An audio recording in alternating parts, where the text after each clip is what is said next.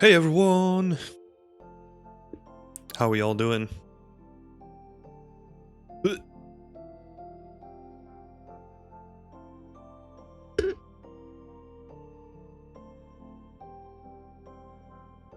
Hey Jacob, how's it going?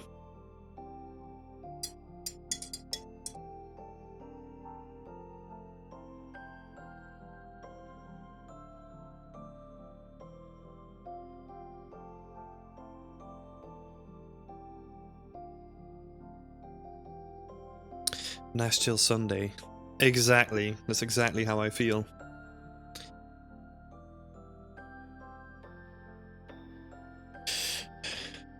Just getting into the groove of things. Probably gonna do some personal work after this. I'm ready to dive into some questions though. And also, well, oh no, never mind. I was just about to say that it was snowing, but that's already stopped. Unfortunately.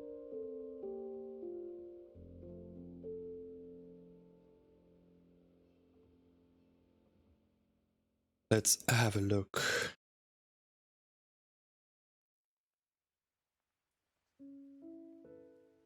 I'll just have a quick check if we have something in. in the anonymous questionnaire. I had a look before, but I don't think there's anything new in there. No, we're all good.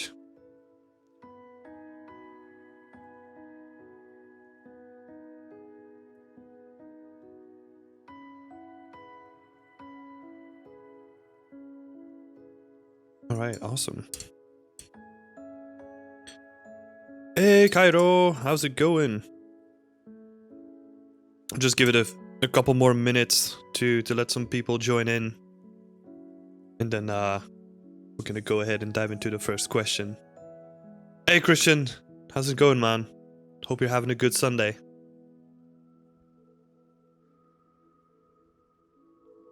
Oh, wow, I can watch on Firefox again. Yeah, I think it was something with the audio settings. I had the audio on like a way too high bitrate. And I think that caused like a lot of the issues that I had on the stream. Well, at least that's what I'm thinking. Because that's like the big change that I made. I'm glad it works on other browsers now. Only took me like a couple of months to figure that one out.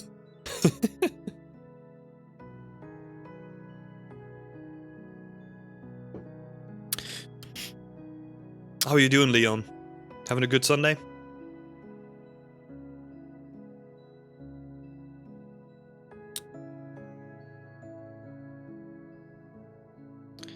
Doo-doo-doo. Okay, no more questions. Alright.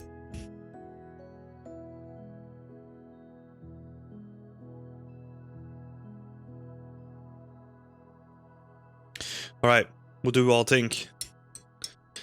Should we get started and dive into some questions?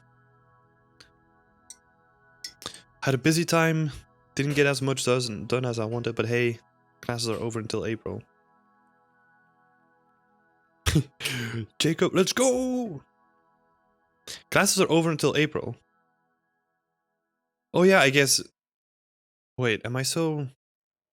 I forgot when holidays happened again. What? I'm so confused. Because normally it's like the start of a new semester, right? Oh, but maybe because of COVID. I'm not sure. I have no idea, man. I'm so out of the loop with uni and classes and all that stuff. Hi, Pam. How's it going?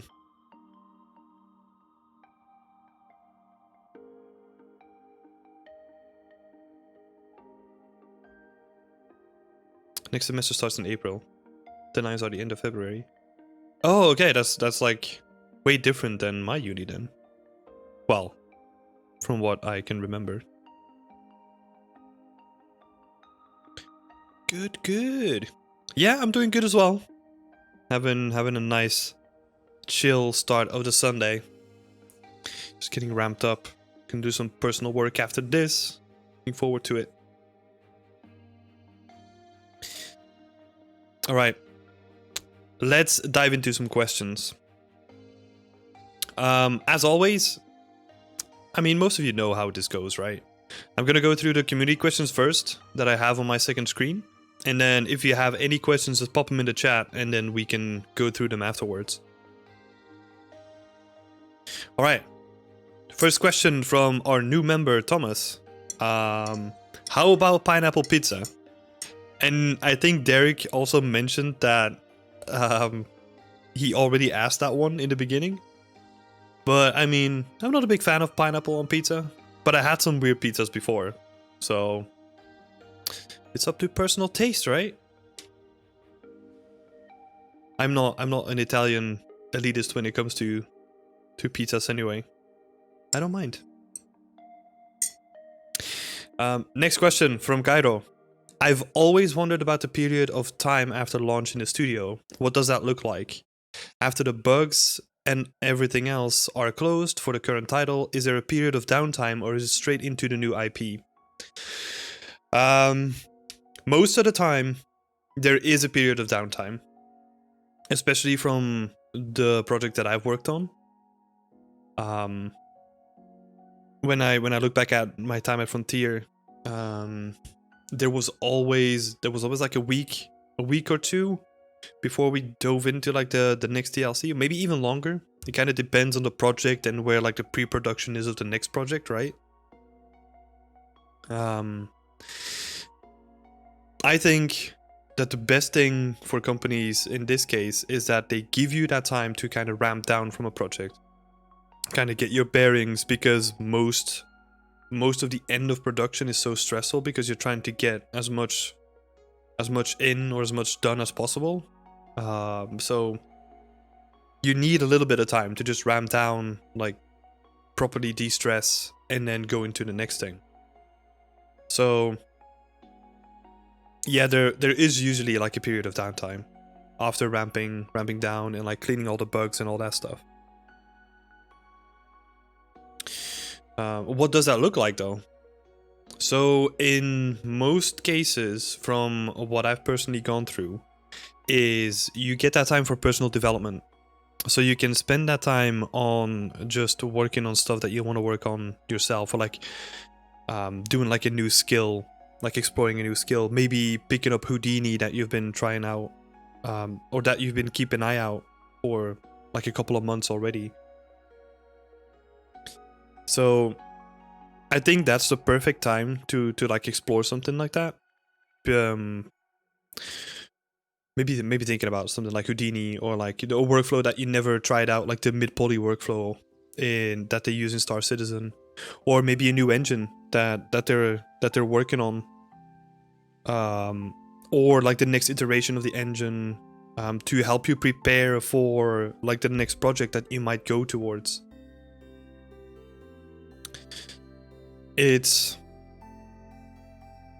Yeah, I think it's a good time to just prepare yourself for like the things that are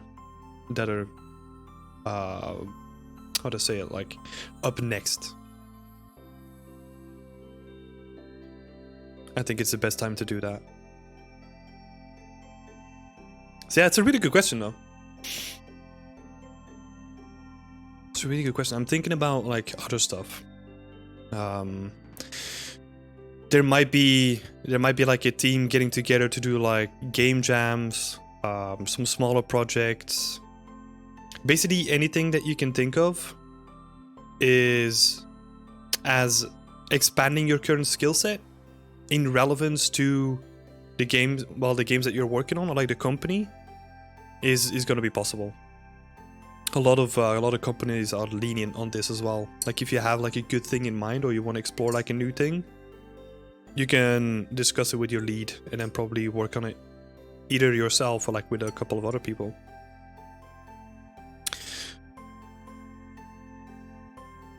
Yeah, I'm just thinking back at when I was a student. I never really knew. I never assumed that there was like downtime or anything. I always assumed that there was just like straight into the next thing.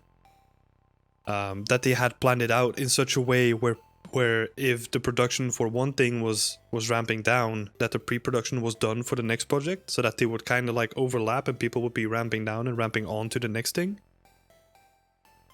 But well, it depends on studio, right?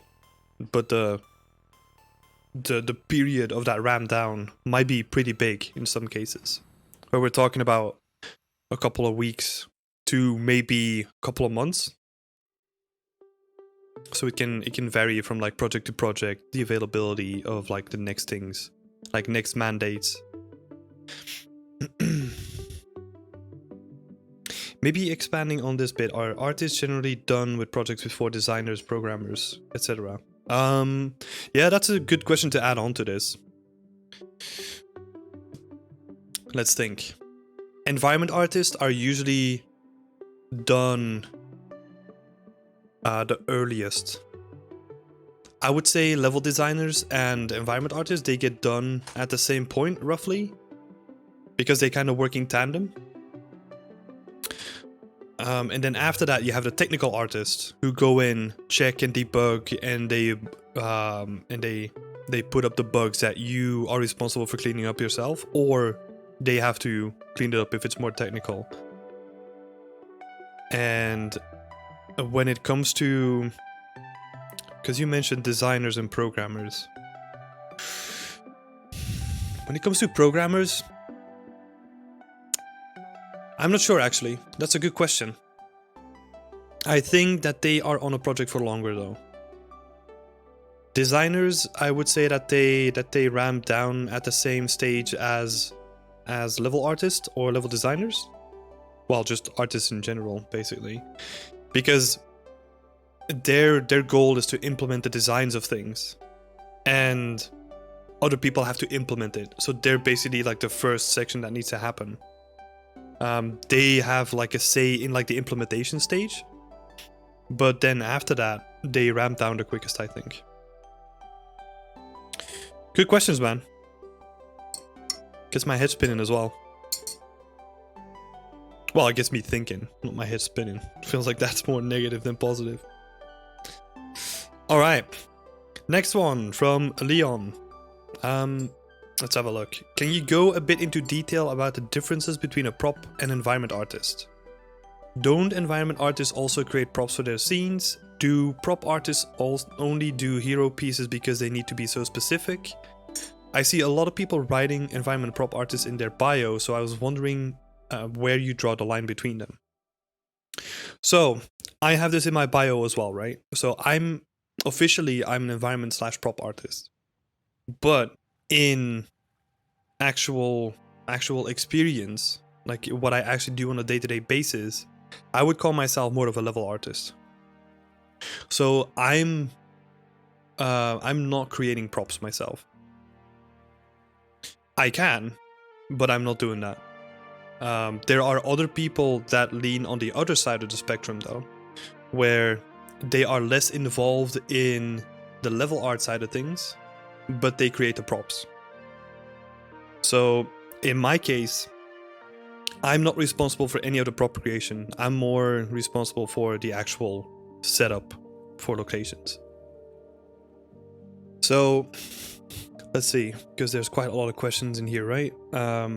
So going into detail between the differences between a prop and environment artist. If we're putting them in like their respective brackets, so you have a prop artist on the left and an environment artist on the right.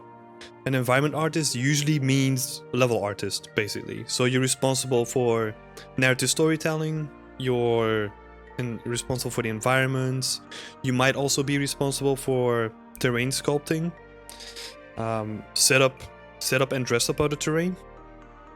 Because it's so, in most of the cases, it interlinks so much with the location that you're trying to build that you'll be touching that stuff as well. Whereas on the other side, a prop artist is more responsible for either creating the hero props, like you said, or also helping other parts of the prop creation process. So like say I'm working on a location and I'm looking at my location and I'm like, you know what, I want to make this like a really unique location, and my lead and art direction agrees to it, right? Because you always need to check up the chain as well when it comes to that. Then there might be the possibility for you to talk to a prop artist and say like, look, I want this unique looking statue at my location, or this unique looking chimney for like a factory, or something that makes the location stand out, right? So they're more responsible for those additional props. Also, not only hero props, I want to point that out. Sometimes they might also do just props that need to be done and can't be done by outsource. Maybe more specific props, like gameplay related props, they'll also be responsible for. So yeah, don't environment artists also create props for their scenes? Depends from the studio, but I would say in general, if we look at a level artist, for sure they won't be, in most cases they won't be making their own props. Environment artist, the title differs so much from studio to studio, right? So you might have an environment artist at Ubisoft who is more of a level artist, but then if you look at another company like Respawn, for example, or Riot Games, where if you're an environment artist, you're kind of doing a different pipeline because it's a different game. So say you're an environment artist on Valorant, for example. You be responsible for like completely dressing up the locations or like the gameplay space that you get from level designers. And in most of the cases, that also means creating the props and creating some of the textures even. Although I'm not sure on that one. But you're responsible for taking the level design chunks, like the gray pieces, and turning them into something that makes sense within that space. So in that case, you're definitely making props for your scenes, 100%. So it's kind of a tricky thing, right? It depends on what kind of company you're working for. If we're talking about like large open world games, like we usually do at Ubisoft, then I would say it's more isolated. It's more separated between the two, where you have specific people that are making the props, and also you have outsource helping out with the prop creation too. So, next part of the question: do prop artists only do hero props because they need to be so specific? So not only hero props, right? They also help out with like other kind of props. But usually, because you're absolutely right, because the hero pieces are so specific that they need like a specific workflow, or they need specific kinds of how would I say it?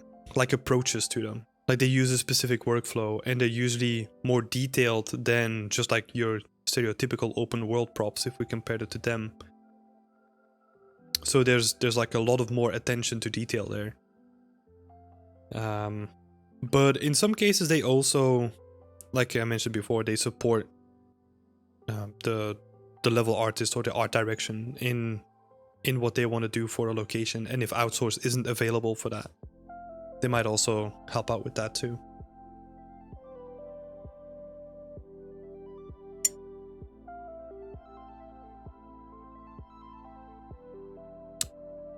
All right.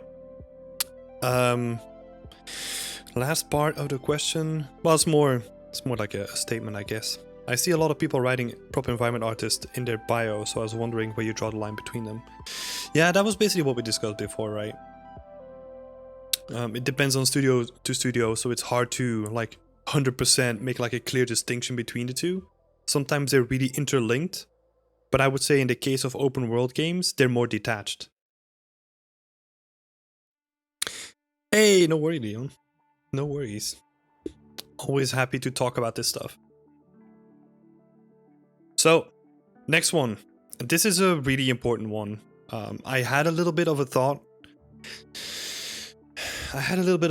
About it before, but yes, it's an interesting question. So, Ryan Lopez asked, "Do you ever get burnt out? If you do, how do you deal with it? And if you don't, how do you prevent it?" So, I was thinking about this because I don't think I've ever consciously burned out.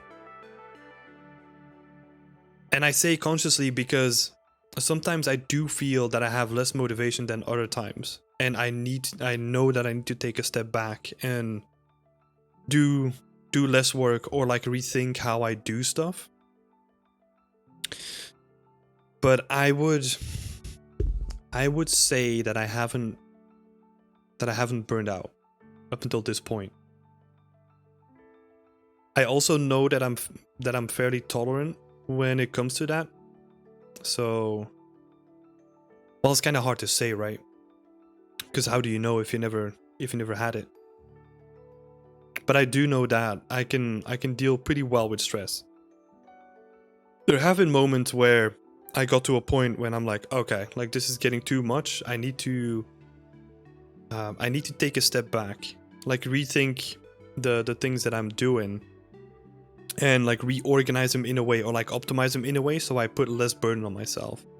So as an example, there were moments in time where I was getting really frustrated by the amount of meetings that we would have, and it was simply, well, I didn't really realize that it was the meetings that were causing it. But after like taking a step back and like thinking about what was causing some frustration in my professional life, it basically came down to the amount of meetings that I had and also the interruption of my art workflow. Because it's not only going into a meeting, like sitting there for like half an hour and then getting back to work. It's like, no, you need to get into that state again, get into that creative mindset. And that also takes like half an hour. So, for example, there were moments where I would have like a couple of meetings interspersed throughout the day. That would really break up my artistic flow for like the stuff that I was doing. And that's basically just thinking about that, talking to the people involved. Like, do I really need to be there in that meeting? Can I just maybe even let other people from my team do that meeting instead of me, or like some other people that are more relevant, right? This is like a really professional example, right? If we reflect that on like personal work, I think the thing that's keeping me from getting burned out is that I'm doing so many different things. Like I'm not doing like professional or like personal work like 8 hours a day throughout the day. I'm doing like in one day I could be working on personal work for an hour and then doing like a stream which is more like communicating and doing personal work at the same time, so it's also a bit different. And then working on the website, for example, and then working on emailing or like talking to people in chat. So I'm doing so many things at the same time that I get enough variation to help myself not get burned out. Because for me, that's what I realized over time, is that I get stressed or frustrated if I don't have like other stuff that I can do on the side to like refresh my thinking and like basically recalibrate myself. But there are some signs that you can recognize as you're getting closer to a burnout, though, from what I've heard from other people and from familiarizing myself with the topic too. And I've seen some signs in that myself, where there are moments in time when I get really frustrated and I get really quickly agitated too. And then usually after like 1 or 2 days of doing that, I'm just like, okay, like there's something wrong here. Like what is causing that? So it's a tricky topic. It's also because I've never 100% dealt with it myself, right? I think I got up to stages where I got into the beginning of like being burned out or something like that. But yeah, that's why I can't really give you like a satisfactory answer to that question. But it is an interesting topic. I'll need to do some more digging into this and then maybe bring it up in like one of the future AMAs. And like maybe talk to other people that have dealt with it and then how they approached it, or like how they would prevent it happening in the future. So yeah, I hope that helps, Ryan. I really do. Because I don't want you to burn out.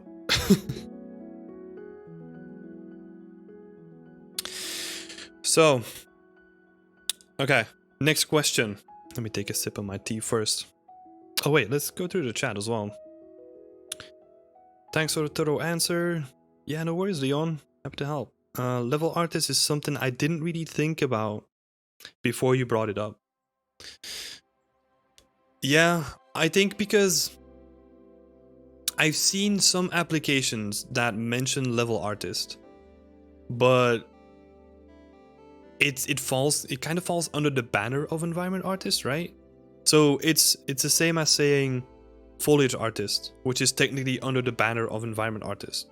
but it is so specific for like a specific company that you rarely see it. And I would say level artist and foliage artist, because I bring those up specifically because you see them in like the bigger companies. For example, Ubisoft has positions for that specifically because they need people specifically doing that.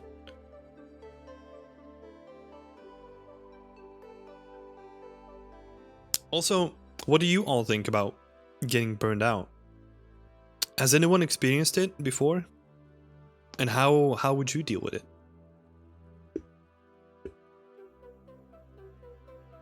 Or like, how would you prevent it too? Because I'm really interested in hearing more about this topic. I just never really found someone to talk to about that.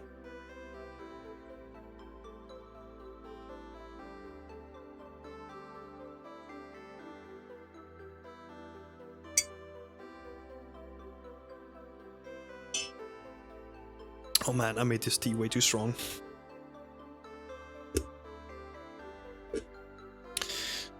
All right.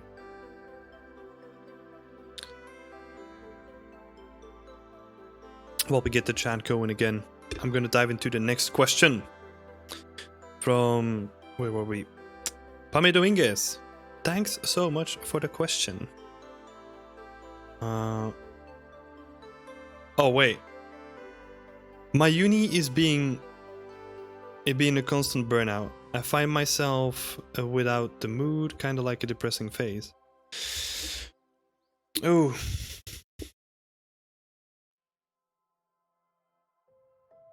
For prevention, it's good to not skip the sleep, the 8-hour sleep. Yeah, 100%. I totally agree. Like, people think that I don't get any sleep because I'm doing so much, but I get like a solid 8 hours. In the week, sometimes I have these moments where I maybe go into like the 7-ish, 6-ish hours, like something like that, but man, sleep can heal so much.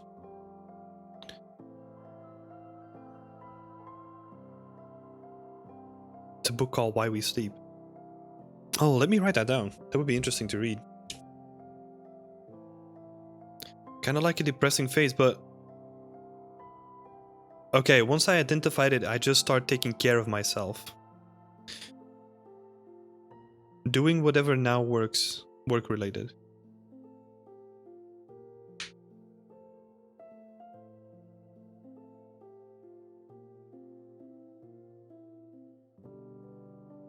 Once I identified it, I just start taking care of myself, doing whatever now work related. Oh, I'm sorry. I was tripping mentally over that sentence. Doing whatever not work related. Okay, that makes sense. Sorry, Pam. Oh my god. I think you could visually see me struggling there. Yeah, exactly. That's also a good point, right? Doing something else than just working. Finding a hobby, finding something else. I cannot edit. I'm sorry, yeah. I don't think Twitch allows that, to edit the comments. The habit too. I know a few older people who got burnt out and became permanently unemployed because of it. I think that self-reflection is the most important thing when it comes to that. And being attentive to your employer and co-workers pressure you to work more than is healthy for you. Yeah, exactly. I think that's also a really good point, man. Really engaging with your team. And this is also why COVID has made it so much more difficult to engage with your team. Because before, I would sit there with like the other members of my team, and then I could see when they were frustrated. I could see when they were getting to a point where it's like, okay, maybe I can help them out or something. Whereas now we're just all sitting at home. I can't visually tell when someone needs help or might need help, right? Or just even just talking to them. There's no off the cuff communication anymore. Like the water cooling the water cooler conversations that usually help with alleviating a lot of stress don't happen anymore. Because sometimes you just want to moan and complain to other people. But that's a very good point. It's also interesting to think about the effects of like working from home and how that might affect like the burnout rate. But yeah, that's crazy that you know people that are no longer able to work, like permanently unemployed. Also, to the last part of that comment, being attentive to your employer and coworkers pressuring you to work more than is healthy for you. It's weird. I've also heard like the counterpart to that, where people, it's a fine balance, because if say you're working a little bit longer because you're so in the zone and you're so focused on getting your, I don't know, your daily deadline done, and you set like this personal goal of like, okay, I'm gonna finish this piece of the environment or whatever, and then you have producers and other people coming in and saying like, look, you need to go home, like you've been here for like an hour longer than some of the other people. I've also heard that rubs people the wrong way too, because then they're like, look, I'm an adult, like I can make a decision when I need to stop and go home. But that comes with a caveat that behavior might spiral out of control too, because it might turn into like, oh, I'll just do like half an hour overtime, into like half an hour constantly, maybe doing an hour, and then maybe an hour and a half.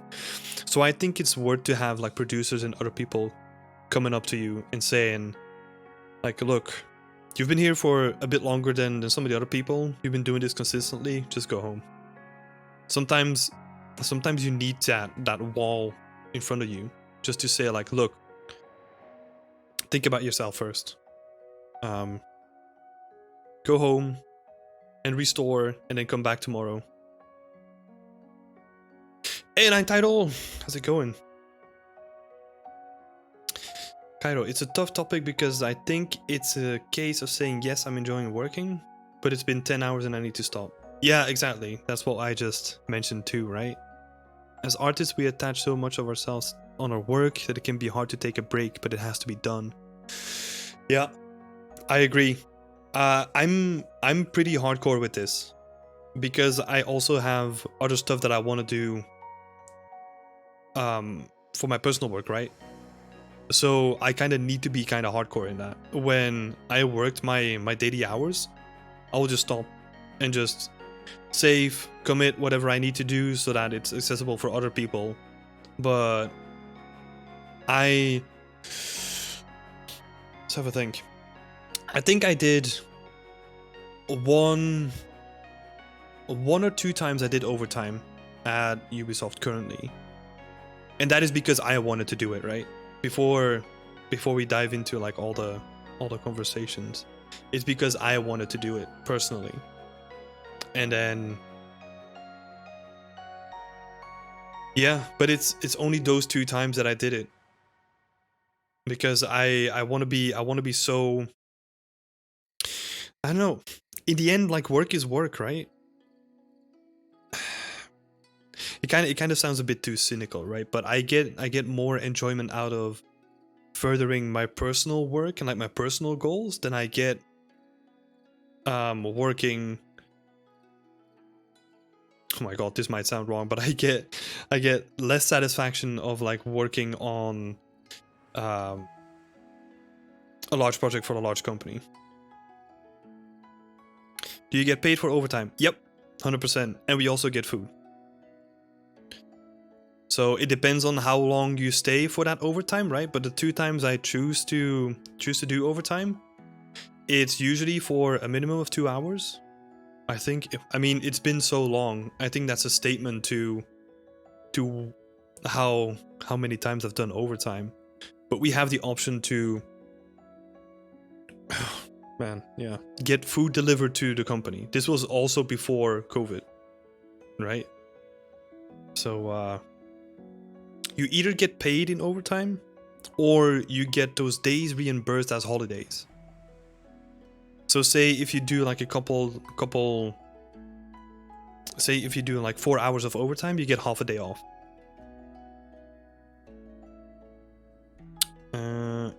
Let's have a look.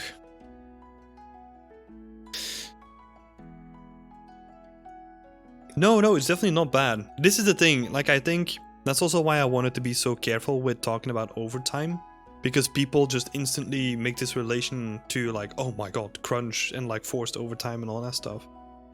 Well, like there are legit moments when I, as an artist, were like, look, we're getting so close to the artistic vision that I have for what I'm working on, that if I can do like a couple more hours in the week of detailing and like dressing it up, I can really make this location shine. And that also comes back to Cairo's point that we attach so much of ourselves to our work that it also can be hard to take a break. And I think that's also where you kind of need to build up that experience, like try it out and then seeing if like at the end of the week you're just like, oh my god, like I don't want to do this again. And that's a good indication that you're just working too much, right? Or that you're so tired at the end of the week that you can't really I mean, you're not looking forward to the next week or something. It's time to make some adjustments then.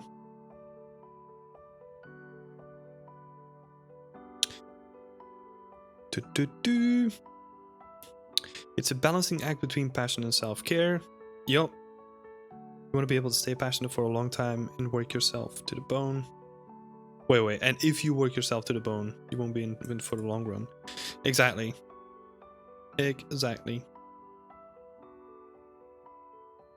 But I think self-care is an essential skill that everyone needs to have, not only the artist. 100%. I 100% agree. The thing is with... It's not only artists, right? But if we're talking about artists, the thing that makes it more difficult for us is because our passion is intertwined with the work that we do. Whereas in most cases, say for instance you're like a factory worker, or you're like doing something like that, your passion isn't really intertwined with the work that you do. That doesn't mean that you don't enjoy the work that you do, right? But there's like a clearer distinction between your passion, which you probably do outside of work, and then just working for work's sake. Where with game dev in general, it's not only artists, but our passion and our feeling of like fulfillment is so intertwined with putting that game out there that it becomes difficult to make a distinction. How are you doing, 9 Title? While the employer, of course, wants all the best you can give, they are still responsible for you in the end, and if you have the experience to know... and if they have the experience to know that it's not sustainable in the long run, it's in everybody's interest to take care of you. Might stop at some point. Yep.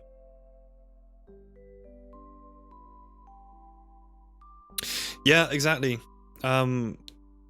To your point, Leon, you said that your work mostly as an environment artist, so at least somewhat different from your personal work where you have 100% control. Yeah, and I think that's 100% true. That 100% control is something that I probably enjoy the most. Where if I don't want to do personal work, or I don't want to work on my level, for example, I can just do anything else. And I really enjoy that freedom.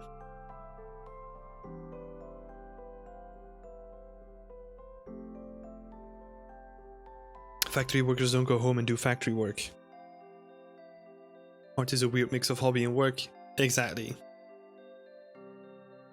But that's also why we're all here, right?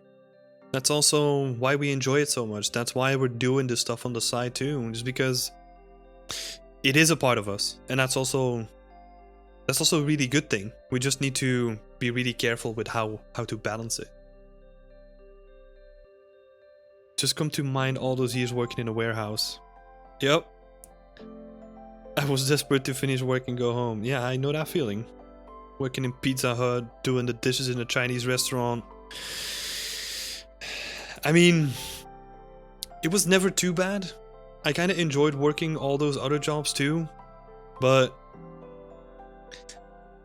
I mean, it's still fun to go home and just work on art.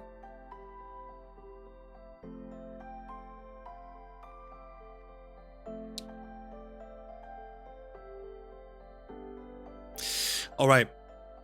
Before we dive too deep into these questions, which are super interesting, so keep this up, people. We gotta finish some of these questions that we have here from the community.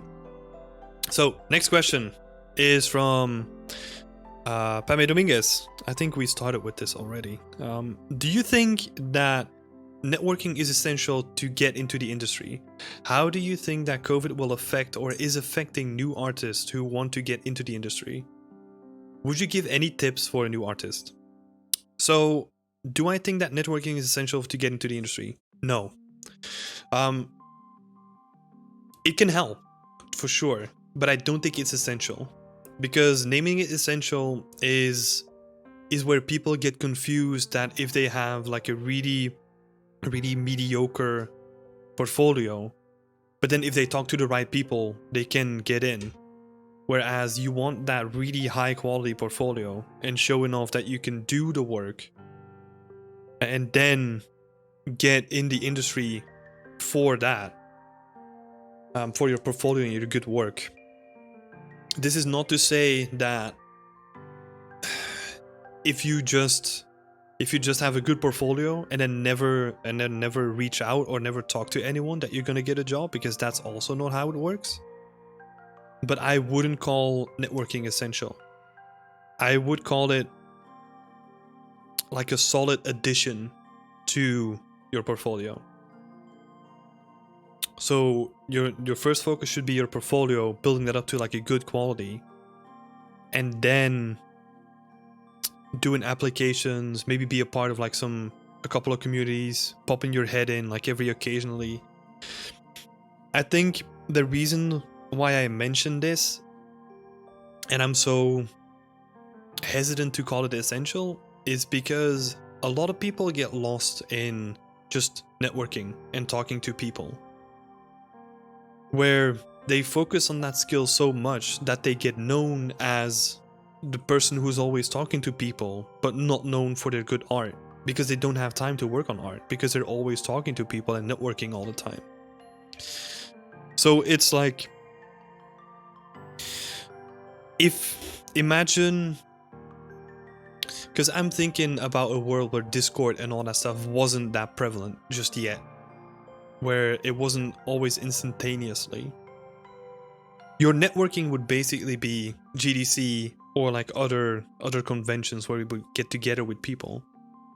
And I think that kind of balance is really good, because you have this really high intensity of networking for like a couple of days or weeks, but then the rest of the year you're focusing on like improving your art and occasionally talking to other artists. And I think, in my personal opinion, I've seen people flip it around, where they barely spend any time on their art. They're still publishing new stuff, right? But they're not really focusing on that. They're focusing more on like talking to people and then maybe building up relationships so that maybe they can get into the industry that way. So yeah, that kind of goes into the next part of your question, right? Like, how do you think COVID will affect or is affecting new artists who want to get into the industry? I think because everything is more forced online right now, is that there is this instantaneous effect that's happening, where right now with Discord, like people are talking, how would I say it? Like talking maybe a bit too much compared to the time that they should be spending on art. And this is like a generalized statement, right?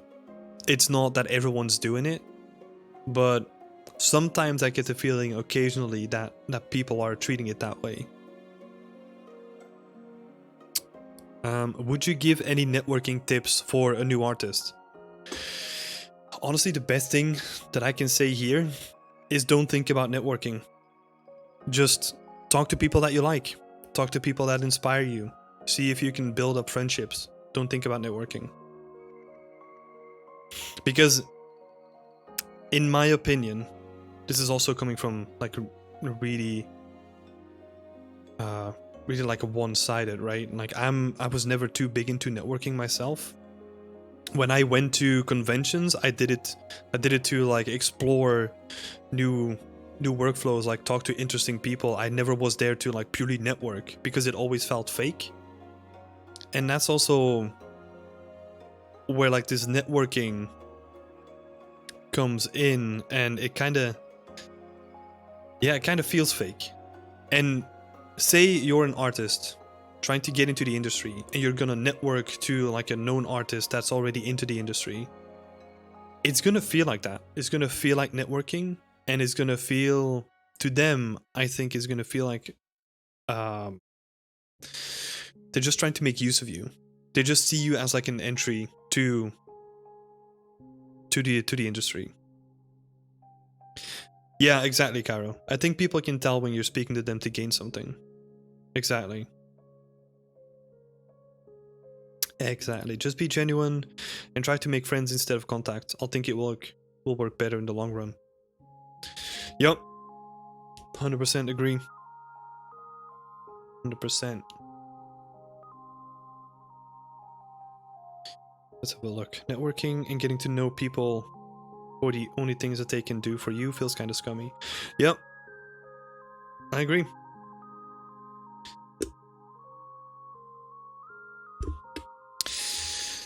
Yeah, I've unfortunately encountered this a couple of times. Not too many times though, where I could really feel that they were talking to me just because they wanted to get into the industry. Like they were trying their best to get into the industry. They were doing good work, but like the only times we talked, it was about getting a position or something.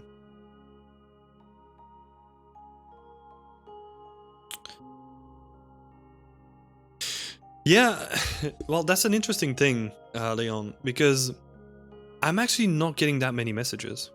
Not that I'm complaining. I think it's a good thing because, I mean, I'm so bad at replying to them anyway.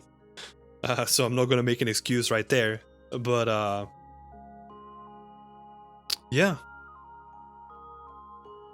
I don't know. I'm also kind of happy that I don't really get overflown with messages. I try to keep it to Discord. Just put all my effort in there. I think it's such a bit it's a bit overrated that I'm in like a I'm a prime target. I mean, I'm just a person.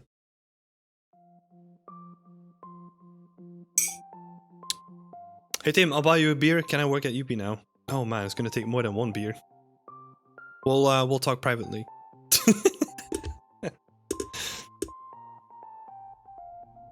Yes, Belgian beer.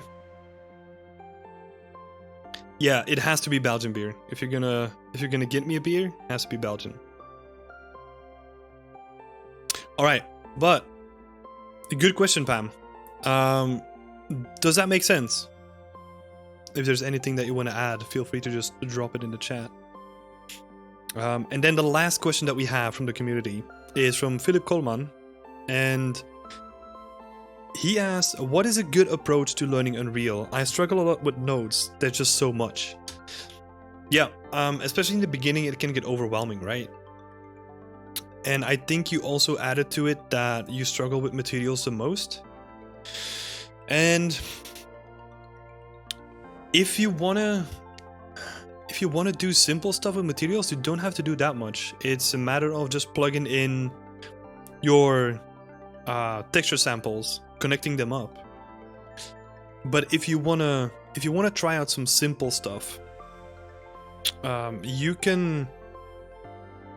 What is a good example? I'm actually writing some like Material Instance weekly tips at the moment, so you're gonna get some of them soon. But what I would say is don't try to do like any fancy stuff, because most of the tutorials that you see online, they usually go into like the the fancy stuff and they go into like really elaborate setups, where if I look at my experience or like the stuff that I need for what I do in my environments is all pretty simple. Like most of my stuff consists of lerps or height lerps for blending. So a lerp, you can feed it like 2 inputs, and then you can control how much of input A or input B is gonna take from like 0 to 1 with an alpha thing.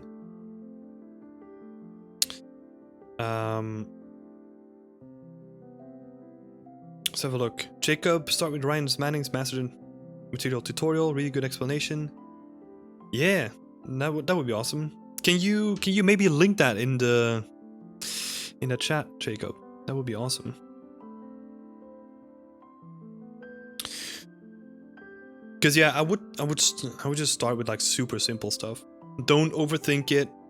Maybe play around with like simple like lerps that I just mentioned for blending. You can also do like multiplies. If you have like a white base color, you can have like multiplies on top of it with a color feed into it to just adjust the color on the fly in material instances. But I wouldn't worry about like really elaborate setups just yet. Start small and build up from there. Oh, that's awesome, Jacob. Thanks so much for sharing, man.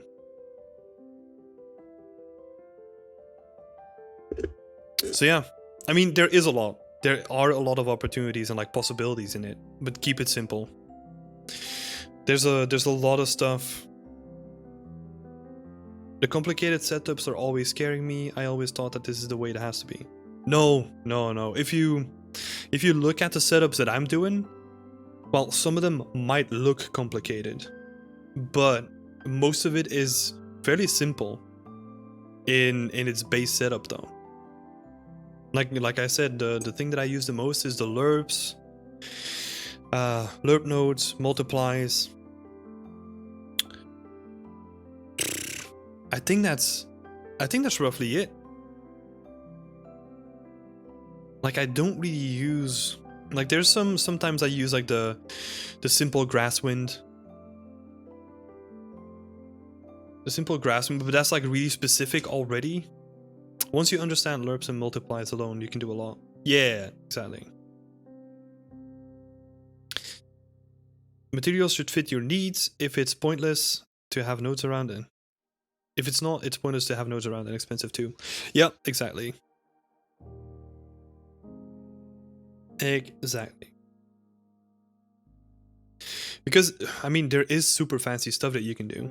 Like well, I wouldn't call it super fancy, but like the pipe shader that I made from my previous environment, it had a Z projected world space material on top of it, where it would have a dirt layer or like a rust layer on top of the pipes. So no matter how I rotated the pipes, like the rust and the dirt would always collect at the top. But even that, like I don't know how to do it out of my head. Like for me, it's looking, even now when I've done it a couple of times, I kind of know where I need to look. But I just look up YouTube tutorials for that stuff too. There's no denying that. That's why my master material feels like it has like 1,000 switches to cater to every need. Oh man. Recently is when I started to get to use more complex materials, but usually I go about just 3 maps plugged into a material and that's all. Then I modify everything in Painter.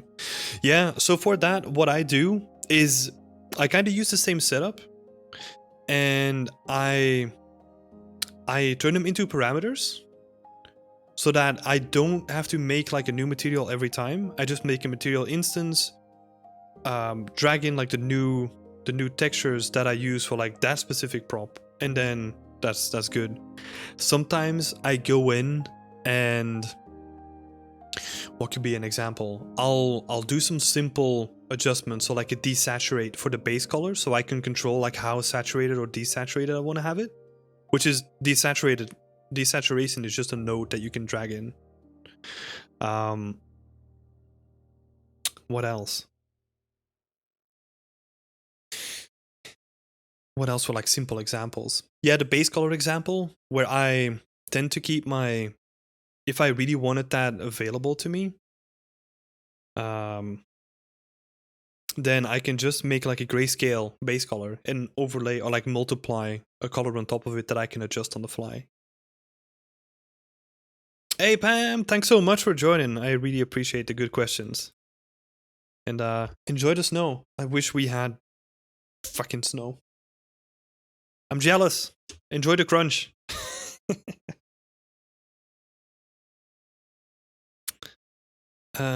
Let's have a look. Let's have a look. See. So, good question, Philip. Though, like it's a good question. Struggle a lot with nodes. Yeah, I mean, it's like with everything, right? Just take your time, get familiar with the basics, and like slowly build yourself up from there. And yeah, Ryan Manning's videos are really good for that too. All right. So that was it for the community questions. Let's see if we have some questions in the chat.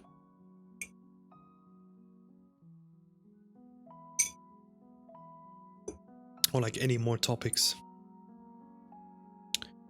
Speaking of self-care, as someone who works a job that requires you to look at a screen close to your face all day and probably also after work, are you or people in the industry in general talking about outside or how to take care of it in the long term?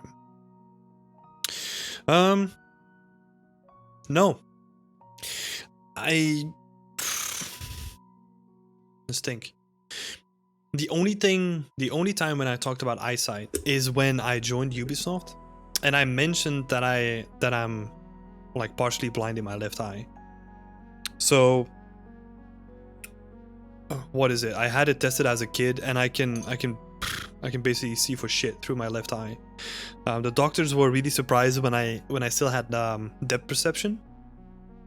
So I'm really curious about this too, because it actually means that I'm putting a lot more strain on my right eye than normal people do, because they can diversify or like spread the load on like the two sides, right?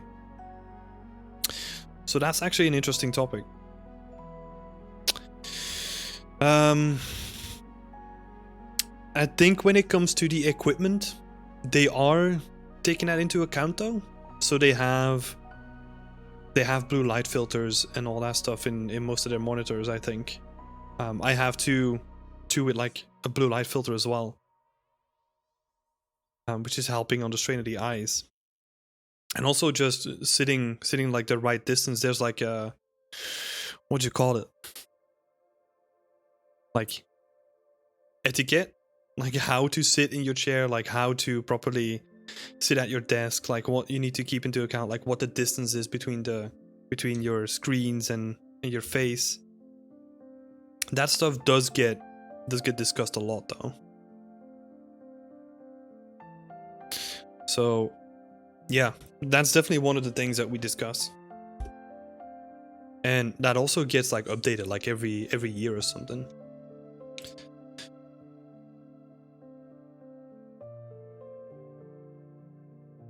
Sounds like there has been some thought put into it at least. Yeah, for sure. In the beginning, when you're ramping up or like you're going on the project, there's like at Ubisoft at least, there's a couple of trainings that you need to do, like online trainings of like how to sit in your chair, like how to set up your desk so that it's ergonomic. There's like a whole ergonomics training that goes into it. And that also has like a section of like how far you need to be from the screen. So yeah, there are definitely people putting some thought into it. But specifically for eyesight, I don't even know what the long-term effects of it are. Because I would assume that the technology is getting better and better, so it's putting less and less strain on your eyes, right?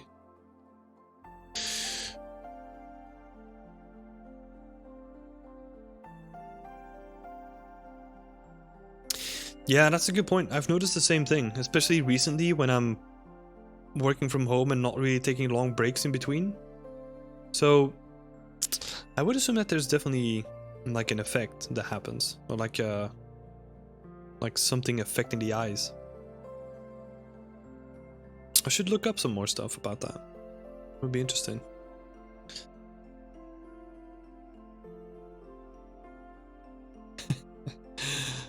I know that I'm currently not the healthiest, having the healthiest way of work, but I just love it so much that I cannot stop. I wake up thinking in Unreal Engine 4 and I go to sleep thinking of what I can do the next day in Unreal Engine 4.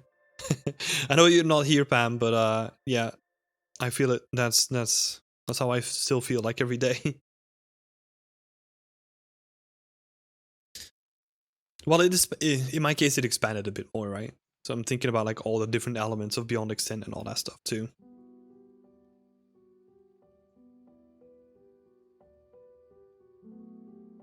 Do you know people where it's the other way, where people probably got hired because of good networking skills rather than good art, and then developed a full high quality art skills later? That's a good question. I definitely know for the first part where I know people that got hired because of good networking skills. I definitely know like a couple of cases where that happened. Rather than their good art.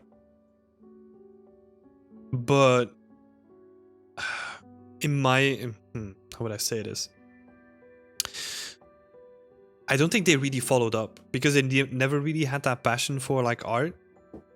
And it's also like the reward that they got for like good networking was they got a job. So that's also like the reward for that behavior. So why would they ever stop it? And I don't think there's anything bad with it either. But well, to a certain extent, right? I think it's just if you show that much love for being social and like talking to people and connecting with people, I think it would be way more interesting for you to become like a community manager or something and just do art on the side.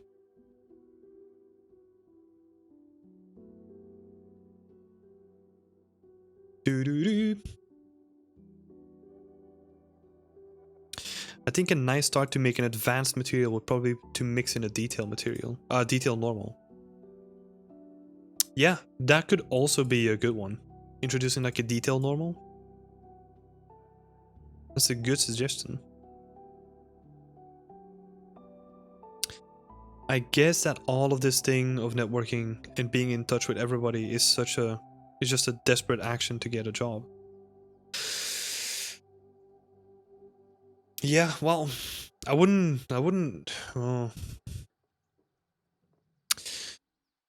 really call it desperate action, right? I think it's just part for the course. Like you just have to do it at some point. Just reach out to people. I mean, I've done some pretty desperate things when I was looking for a job. I started reaching out to people personally and just asking them, or like, well, I looked at their site. I knew that they had like an open position, and then I messaged some people that I followed on Twitter or whatever, and asked them if they could recommend like the studio or if they had like any thoughts about the studio. In hindsight, that's probably not the best thing that I could have done, but I mean, we all make mistakes.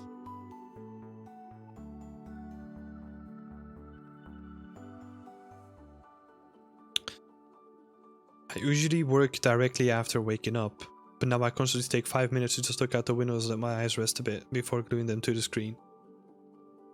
Yeah, I mean, that's a good habit though. That's a good habit. Oh man, one thing that I need to do is take more breaks during the day though.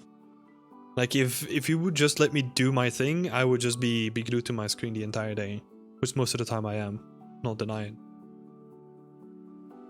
But it is good to just have like half an hour, just not looking at a screen, going out for a walk, that kind of stuff. Trim sheet dreams intensify. I once dreamt an entire night of Unreal Engine 4 and I got so much work done that I woke up and was very disappointed. Maybe it wasn't a dream, but it was like your brain building in a coping mechanism for like an Unreal Engine 4 crash. It's like, oh no, that was a dream, just forget about it.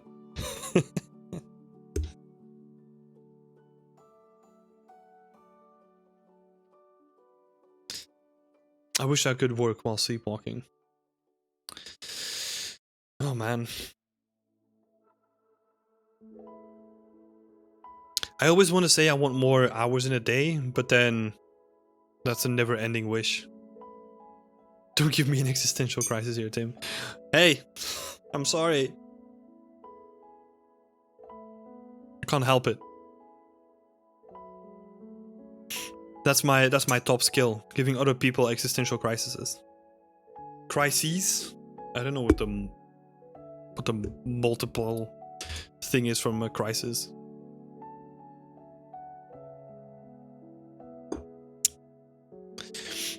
All right, cool. Got some really good stuff in the chat this time again. But I think